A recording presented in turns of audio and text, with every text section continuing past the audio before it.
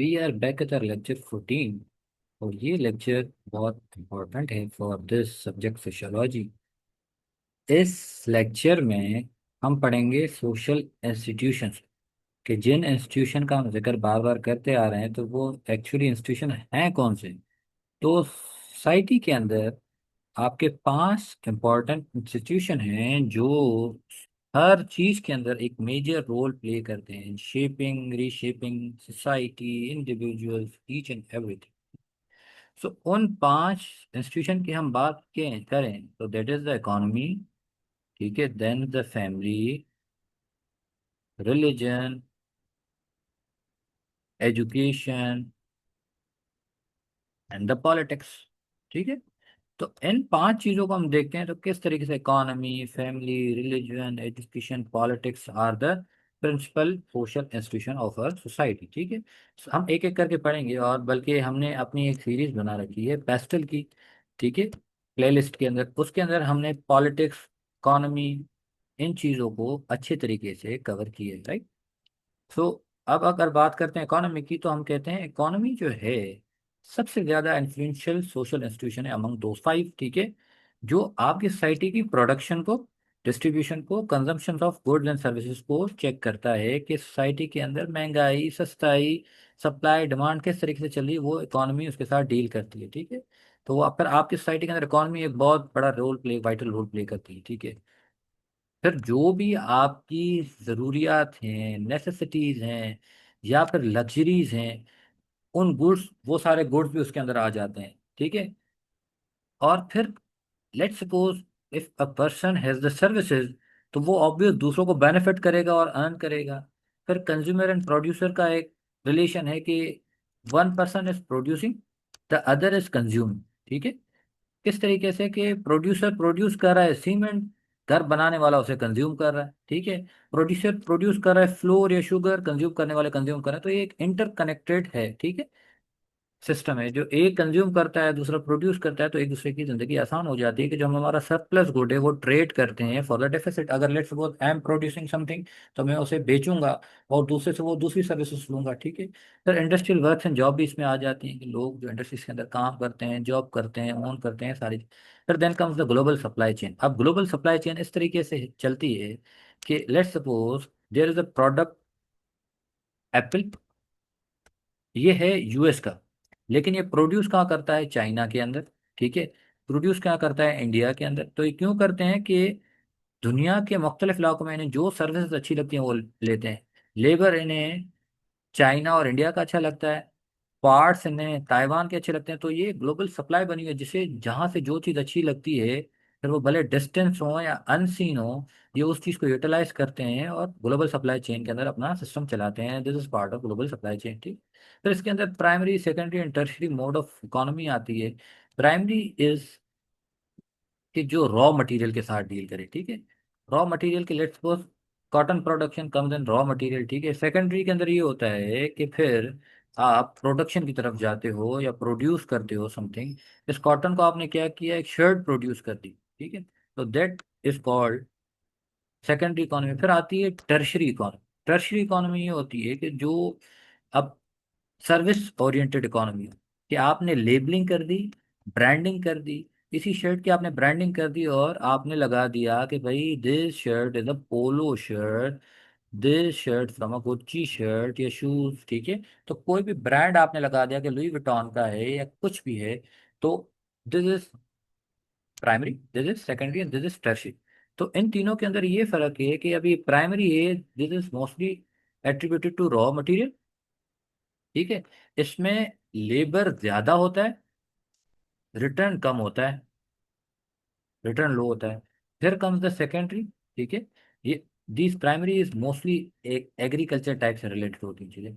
Secondary के अंदर आप प्रोडक्शन की तरफ जाते हो। ठीक है। प्रोड्यूस करते हो कोई चीज जिसमें इंडस्ट्रीज वगैरह आ जाती है, इसमें लेबर भी नॉर्मल होता है और रिटर्न भी नॉर्मल होता है। Then come the tertiary. Tertiary के अंदर ये होता है कि जैसे हम सर्विस इंडस्ट्रीज भी कहते हैं, जिसमें ब्रांडिंग श्रांडिंग आ जाती है, टैग शैग लेबल आ जाते हैं। इसमें लेबर बिल्कुल लो होता है लेकिन रिटर्न हाई होते हैं। किस वजह से रिटर्न हाई होते हैं? कि एक बंदा अगर कॉटन प्रोड्यूस करता है तो वो कॉटन बेचता है 20 रुपए की। ठीक है, जो शर्ट प्रोड्यूस करता है वो इसी कॉटन को 200 की शर्ट बना के बेचता है, लेकिन जो सर्विस इंडस्ट्री वाला है इसी को 2000 की बेचता है। ठीक, इसमें मेहनत ज्यादा लगती है, पैसा कम है, इसमें मेहनत कम पैसा भी कम। ठीक है, टर्शरी के अंदर मेहनत कम और पैसा ज्यादा। तो this is how industries are, कि किस तरीके से कौन सा मुल्क प्राइमरी में फॉल करता है, सेकेंडरी में फॉल करता है, टर्शरी में फॉल करता है। Then come the politics. By politics, this politics all about power, कैसे सोसाइटी के गोल सेट करने, पावर डिस्ट्रीब्यूट करना है और डिसीजन मेकिंग करनी है। ठीक है, फिर जो पॉलिटिक्स के अंदर जीतता है वो गवर्नमेंट फॉर्म करता है। ठीक है, अब मैक्स वेबर साहब कहते हैं कि society is all about power. ठीक है, कि किस तरीके से आपने डिजायर्ड एंड्स को अचीव करना है, तो इस एबिलिटी को पावर कहते हैं। किस तरीके से हम फिजिक्स में कहते हैं कि power is the ability to influence. ठीक है, अब पॉलिटिक्स में जो एबिलिटी टू इन्फ्लुएंस है वो अपने डिजायर्ड एंड्स को अचीव करना है, पॉलिटिकल मैंडेट्स को अचीव करना है, पब्लिक को कन्विंस करना है। ठीक है, तो that is winning over public is politics. अब जो गवर्नमेंट के बिजनेस हैं उसमें हम पावर यूज करते हैं। ठीक है, गवर्नमेंट डिमांड करती है। अब किस तरीके से डिमांड करती है कि जो this is the government and this is the population, authority lies with the government. अब गवर्नमेंट क्या करती है, पॉपुलेशन कहती है अब हमारी अथॉरिटी मानो, इसके बदले में हम आपको सर्विसेज डिलीवरी करेंगे, आपको सर्विस प्रोवाइड करेंगे फ्रॉम हेल्थ। तो ये compliance based relation between the government and the population चलता है, this is known as politics. फिर इसमें ट्रेडिशनल पावर की बात करते हैं, रैशनल लीगल अथॉरिटी की बात करते हैं, करिश्मेटिक अथॉरिटी की बात करते हैं। ठीक, so this is how these things of the politics work. एक तो ये होता है कि आपके पास traditionally you held the power in your hand. ठीक है, कि किस तरीके से आप अपने हाथ में पावर रखते हो, कंज्यूम करते हो और आप पब्लिक को इन्फ्लुएंस करते हो। ठीक है, तो ये आपके स्टेब्लिश्ड मेथड्स होते हैं जो कंट्रोल करते हैं। Then come the rational legal authority, कि आपने अगर कोई सीट संभाली हुई है तो you had the authority, you had the rational legal authority to hold और टू कंट्रोल। फिर third is the charismatic authority, कि कोई इंडिविजुअल ऐसा होता है कि हमारा दिल करता है कि हम उसकी बात माने। ठीक है, हम इस बात को एक्सेप्ट करें कि I listen to this particular person, कि उसका करिश्मा होता है कि हम उसकी बात को मानते हैं। ठीक है, सो एक वो जो ट्रेडिशनल पावर आपके हाथ में, और दूसरा वो कि आप कोई सीट संभाले हुए आपके पास अथॉरिटी, एंड थर्ड इज कि पर्सनैलिटी के अंदर कोई ऐसी चीज। And then comes the family. Family की बात करें तो family is also the third most basic social institution. Economy and politics के बाद हम फैमिली को रखा हुआ है।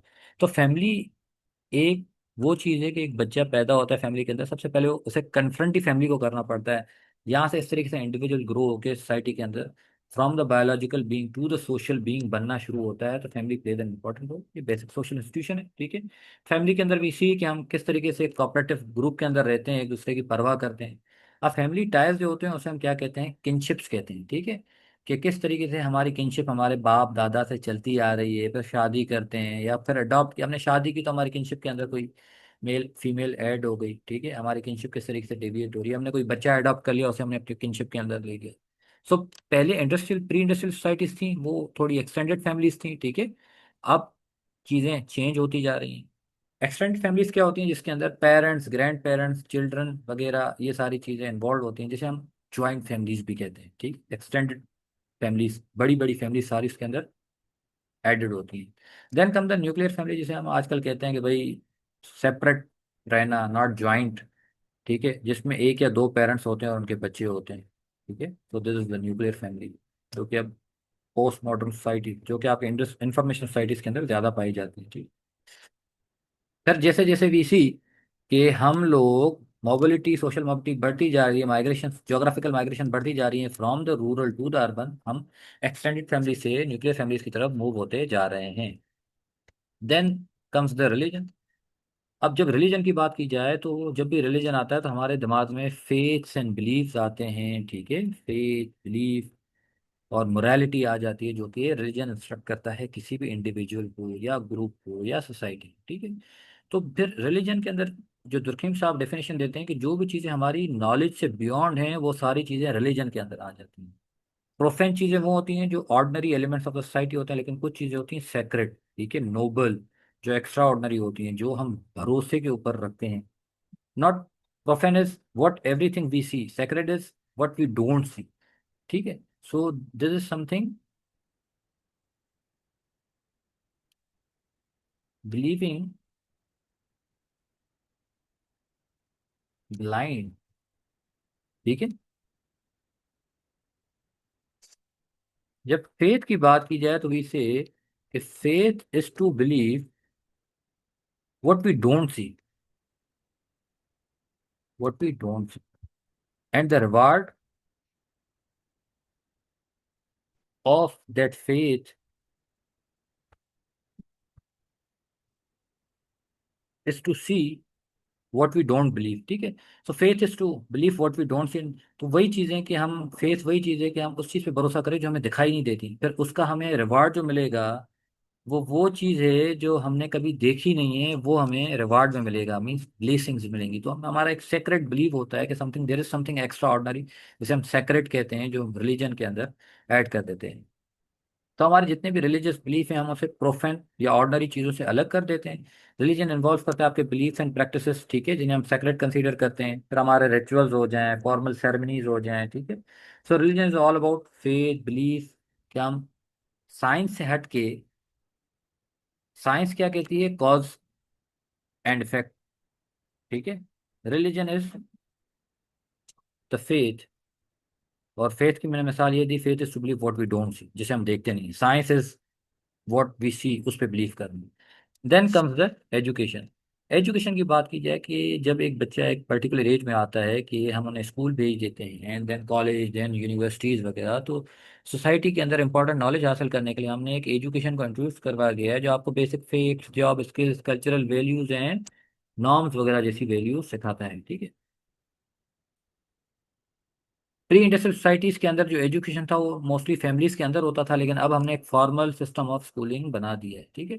अब एजुकेशन के मैनिफेस्ट फंक्शन है, कुछ लेटेंट फंक्शन। मैनिफेस्ट फंक्शन वो जिस जो इंटेंडेड फंक्शन है, जो डिजाइन फंक्शन है, पर्टिकुलरली जिसके लिए एजुकेशन हासिल कर दी जाती है। जैसे हम सिविक्स की बात करें, अखलाकियात की बात करें, नॉलेज, सिलेबस, करिकुलम, स्किल्स, तो जो चीज़ हमने इंटेंडेड उससे हासिल करनी है एजुकेशन के अंदर, that is the manifest function of the education. तालीम हसूल, नॉलेज, स्किल्स, तो वो आ जाते हैं आपके मैनिफेस्ट फंक्शन के अंदर। Then comes the latent function, ठीक है। लेटेंट फंक्शन वो जो बिसाइड दिस हम सीखते जाते हैं तालीम के अंदर। जैसे कल्चरल वैल्यूज हम उधर सीखते हैं, यूनिफॉर्म्स वगैरह पहन के हम लोग जो ड्रेस पहनते हैं, तक यूनिफॉर्मिटी आती है। एक ब्रदरहुड जो हमें स्कूल्स के अंदर सीखते हैं, जो पेट्रियाटिक वैल्यूज सीखते हैं, या सोशल इंटीग्रेशन सीखते हैं, या शेयर्ड अंडरस्टैंडिंग होती है हमारी कलीग्स के साथ, क्लास फेलोज के साथ, ये वो चीज़ें हैं जो हम सोशलाइजेशन वगैरह, और जो लेटेंट फंक्शन होते हैं एजुकेशन के, because education is itself primary या formal mean of social control भी हम कह सकते हैं, कि एजुकेशन के थ्रू उनके जो कुछ मैनिफेस्ट फंक्शन है, और उसके साइड साइड कुछ लेटेंट फंक्शन है जो कि अनइंटेंडेड भी होते हैं साथ, राइट। तो these are the 5 social institution जिनके ऊपर ये पूरी सोशोलॉजी स्टैंड करती है, जिससे आपकी सोशलाइजेशन होती है, राइट।